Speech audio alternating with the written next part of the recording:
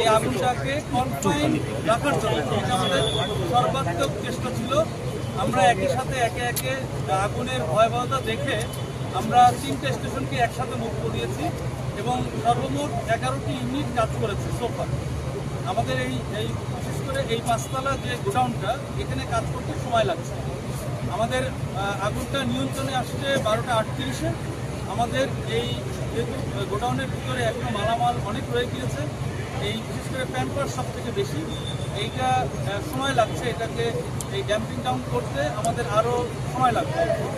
এটার নিয়ন্ত্রণ আমরা দিয়েছি 12টা 38-এ এবং আশেপাশের যেসব কাঠের বিভিন্ন আপনারা দেখেছেন যে কাঠের সমিল প্লাস অনেক কাঠ মানে রাখা ছিল, এখান থেকে আগুনটা ছড়িয়ে দিয়েছিল।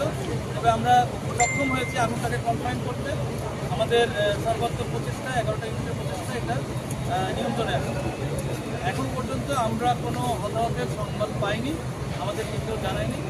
আমরা যতটুকু আমাদের ভিতরেও কোনো সমস্যা হয়নি। আমরা কাজ করছি, আমাদের একটু সময় লাগবে ড্যাম্পিং ডাউন করতে।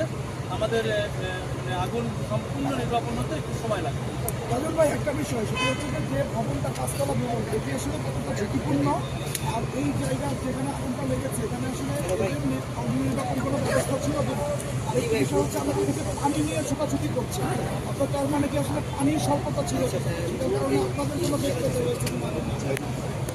আমরা যেহেতু এটা জনাকীর্ণ জায়গা, কারণ বাজার আপনারা সবাই জানেন, আমরা একই সাথে বললাম যে আমরা 3টে স্টেশন একসাথে মুভ করেছি। বিশেষ পানিবাহী গাড়িও মুভ করেছিল যাতে করে পানির